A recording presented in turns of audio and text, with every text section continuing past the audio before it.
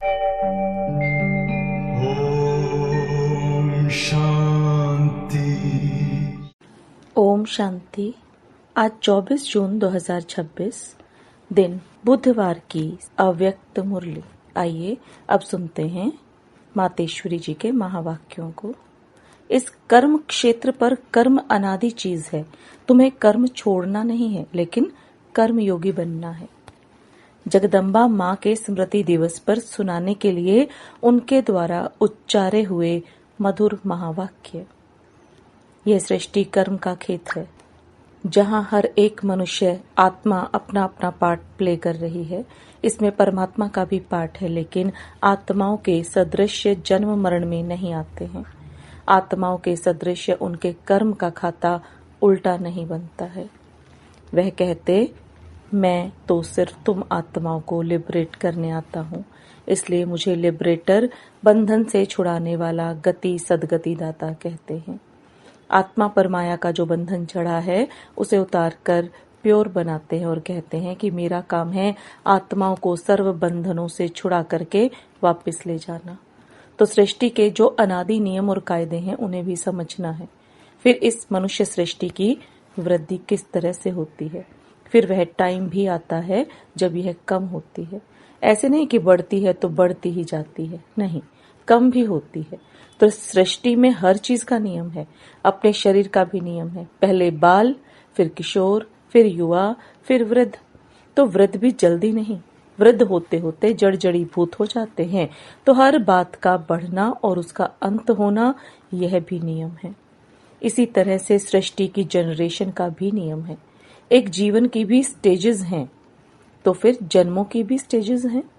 फिर जनरेशन भी जो चली उसकी भी स्टेजेस हैं। इसी तरह सभी धर्मों की भी स्टेजेस हैं। पहला जो धर्म है वह सबसे ताकत वाला है। पीछे आहिस्ते आहिस्ते जो आते हैं उनकी ताकत कम होती जाती है। तो धर्मों का बंटना, धर्मों का चलना, हर एक बात नियमों से चलती है। इन सब बातों को भी समझना है। इसी हिसाब से बाप भी कहते हैं, मेरा भी इसमें पार्ट है। मैं भी एक सोल हूँ। मैं गॉड कोई दूसरी चीज नहीं हूँ, मैं भी सोल ही हूँ। परंतु मेरा काम बहुत बड़ा और ऊंचा है, इसलिए मुझे गॉड कहते हैं। जैसी तुम आत्मा हो, मैं भी वैसा ही हूँ। जैसे आपका बच्चा है वो भी तो मनुष्य है, आप भी तो मनुष्य हो। उसमें तो कोई फर्क नहीं है ना। तो मैं भी आत्मा ही हूँ। आत्मा में कोई फर्क नहीं है, लेकिन कर्तव्य में बहुत भारी फर्क है। इसलिए कहते हैं मेरा जो कर्तव्य है वह सबसे भिन्न है। मैं कोई हद के एक धर्म का स्थापक नहीं हूँ, मैं तो दुनिया का क्रिएटर हूँ। वो हो गए धर्म के क्रिएटर। जैसे वो आत्माएं अपना काम अपने समय पर करती हैं, वैसे मैं भी अपने समय पर आता हूँ। मेरा कर्तव्य विशाल है, मेरा कर्तव्य महान है और सबसे निराला है। इसलिए कहते हैं तेरे काम निराले। उनको सर्वशक्तिवान भी कहते हैं। सबसे शक्तिशाली काम है आत्माओं को माया के बंधनों से छुड़ाना और नई दुनिया का सैपलिंग लगाना।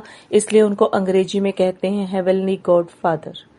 जैसे क्राइस्ट को कहेंगे क्रिश्चियनिटी का फादर, उनको हेवनली गॉड फादर नहीं कहेंगे। हेवन का स्थापक परमात्मा है। तो हेवन वर्ल्ड हो गई ना।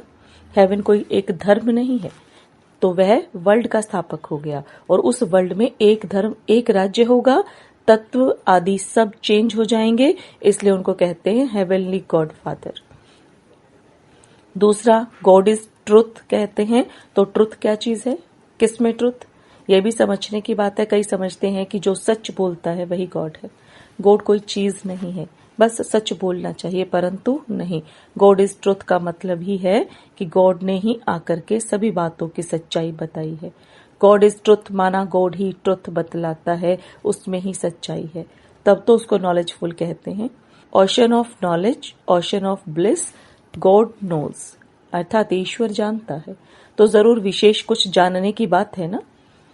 तो वह कौन सी जानकारी है, यह नहीं कि इसने चोरी की, गॉड नोज।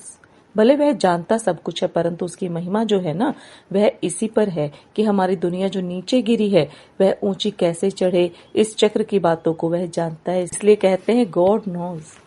तो परमात्मा की महिमा उस तरीके से आती है जो मनुष्य से भिन्न है, क्योंकि उनका जानना सबसे भिन्न है। मनुष्य का जानना हद है, कहते भी हैं मनुष्य अल्पज्ञ है, और परमात्मा के लिए कहते हैं वह सर्वज्ञ है। जिसको अंग्रेजी में नॉलेजफुल कहते हैं, यानी सर्व का ज्ञाता अथवा जानने वाला है। तो जो सर्वज्ञ है वही ट्रुथ को जान सकता है। यथार्थ बातों की नॉलेज जिसके पास होगी जरूर वह सबको देगा ना। अगर खुद जाने दूसरों को ना दे तो उसमें हमें क्या फायदा, जानने दो।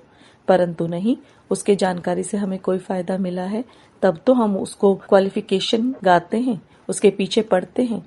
कभी कुछ भी होता है तो कहते हैं हे भगवान अब तू यह कर, खैर कर, रहम कर, मेरा दुख दूर कर। तो हम उससे मांगते हैं ना, उससे कुछ संबंध है ना, इसलिए उस तरीके से याद करते हैं जैसे उसने हमारे पर कोई एहसान किया है। अगर कभी किया ही नहीं होता तो हम क्यों उनके लिए माथा कुटी करते। जब कोई मुसीबत के समय मदद करता है तो दिल में आता है कि इनसे बड़ी मुसीबत के समय मुझे हेल्प की थी, समय पर मेरी रक्षा की थी, तो उसके प्रति दिल में प्रेम रहता है। तो परमात्मा के प्रति भी ऐसा ही प्रेम आता है कि उसने हमारी समय पर मदद की है। परंतु ऐसे नहीं कि कभी कोई मनुष्य का अच्छा हो गया तो कहीं यह भगवान ने किया है। बस भगवान ऐसा ही करता है, लेकिन उसका बड़ा काम है, वर्ल्ड का काम है, दुनिया के संबंध की बात है। बाकी ऐसे नहीं कि किसी को थोड़ा पैसा मिल गया यह भगवान ने किया है। यह तो हमें भी अच्छे कर्म करते हैं, ये तो हम भी अच्छे कर्म करते हैं तो उस कर्म का फल मिलता है। अच्छे बुरे कर्मों का हिसाब चलता है, उसका भी हम पाते रहते हैं। लेकिन परमात्मा ने आकर के जो कर्म सिखाया उसका जो फल है वह अलग है। अल्पकाल का सुख तो बुद्धि के आधार पर भी मिलता है, परंतु उसने जो भी नॉलेज दी उससे हम सदा सुख पाते हैं। तो परमात्मा का काम भिन्न हो गया ना, इसलिए कहते हैं कि मैं ही आकर के कर्म की जो यथार्थ नॉलेज है वो सिखाता हूँ, जिसको कहा गया है कर्म योग श्रेष्ठ है। इसमें कर्म को, घर गृहस्थ को छोड़ने की बात नहीं है, सिर्फ तुम अपने कर्मों को पवित्र कैसे बनाओ उसकी नॉलेज मैं बतलाता हूँ। तो कर्म को पवित्र बनाना है, कर्म छोड़ना नहीं है। कर्म तो अनादि चीज है, यह कर्म क्षेत्र भी अनादि है। मनुष्य है तो कर्म भी है, परंतु उस कर्म को तुम श्रेष्ठ कैसे बनाओ वह आकर के सिखाता हूँ, जिससे फिर तुम्हारे कर्म का खाता अकर्म रहता है। अकर्म का मतलब है कोई बुरा खाता नहीं बनता है। बाप कहते हैं मैं इस छोटे से संगम युग में तुम्हारे देश, इस कारपोरियल दुनिया में तुम्हारे लिए ही आया हूँ। तो कम से कम जितना टाइम है उतना टाइम तो कुछ हमारा ख्याल करो। बाबा के बने हो तो कम से कम इतना टाइम तो शुद्ध रहो, फिर तो तुम्हारी ऐसी प्रारब्ध बन जाएगी जो तुम्हें उस दुनिया में मेहनत नहीं करनी पड़ेगी। अभी थोड़ी मेहनत की बात है, अभी तुम कैसे भी करके मर मिट करके भी पवित्र रहने की प्रतिज्ञा करो। अपनी दृढ़ता रखो, अपनी धारणाओं में रहने का पूरा प्रयत्न करो। बाप तुम्हें साफ साफ बतलाते हैं तुम सिर्फ इतने थोड़े टाइम के लिए यह मेहनत करो, मैं तुम्हें और कोई मेहनत नहीं कराता हूँ। तुम्हें जितना मिलता है उसकी भेंट में कोई मेहनत ही नहीं है। ऐसे नहीं सिर्फ कहते रहो कि मैं यह करूंगा वह करूंगा, दुनिया क्या कहेगी वह क्या कहेंगे। अरे दुनिया क्या कहेगी, छोड़ दो इसे, अभी यह दुनिया ही जाने वाली है। अब तो मौत सामने खड़ा है। तुम इतना लंबा चौड़ा जो बनाकर बैठे हो यह सब वेस्टेज कर रहे हो। अभी बाप कहते हैं उस वेस्टेज को बचाओ। इस शरीर निर्वाह के लिए जितना चाहिए उतना भले करो, जितना तुम्हारा क्रिएशन के साथ हिसाब किताब है उतना करो, मैं कहाँ संभालूंगा, इसे तुमको ही संभालना है। जो जरूरी है वह तो तुमको फ्री करता हूँ, लेकिन अभी यह जो एक्स्ट्रा रच रहे हो उसके लिए मना करता हूँ, क्योंकि अभी वह तो गिरना ही है। क्यों अपना फालतू समय गंवा रहे हो? इन फालतू के झंझटों से ही तुम दुखी हुए हो। उन झंझटों से तुम कैसे छूटो वही तो तुम्हें बतलाता हूँ। फिर भी बैठ करके अनेक बहाने लगाना यह कहाँ की रीति है।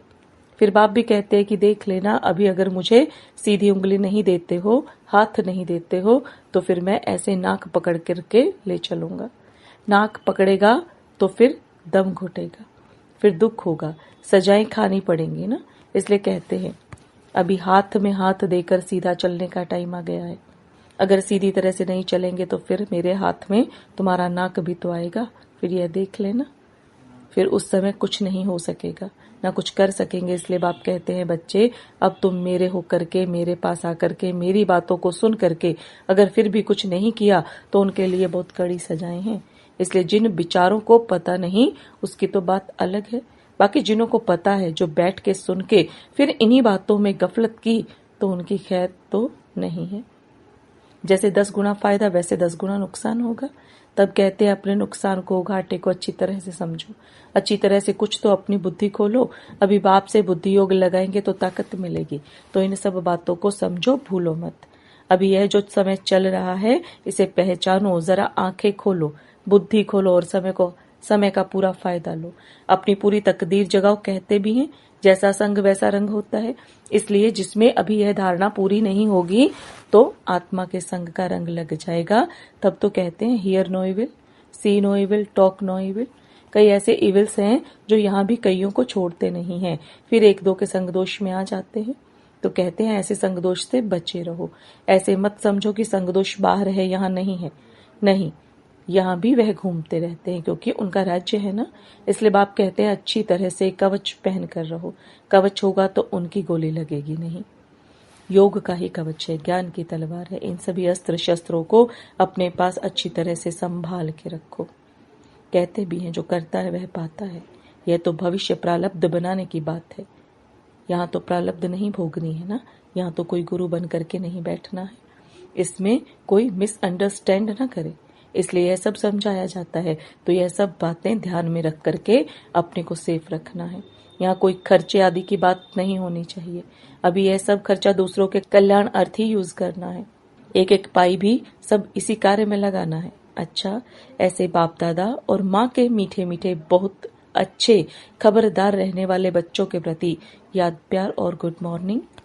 अच्छा, रूहानी बच्चों की रूहानी बाप दादा और माँ को याद, प्यार, गुड मॉर्निंग।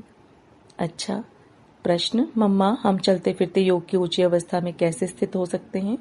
उत्तर, वास्तव में अपनी यह लाइफ नेचुरल योग की हो जानी चाहिए, क्योंकि योग है निश्चय। तो हरदम निश्चय को कायम रखो। प्रैक्टिकल वह स्वरूप बन जाना है।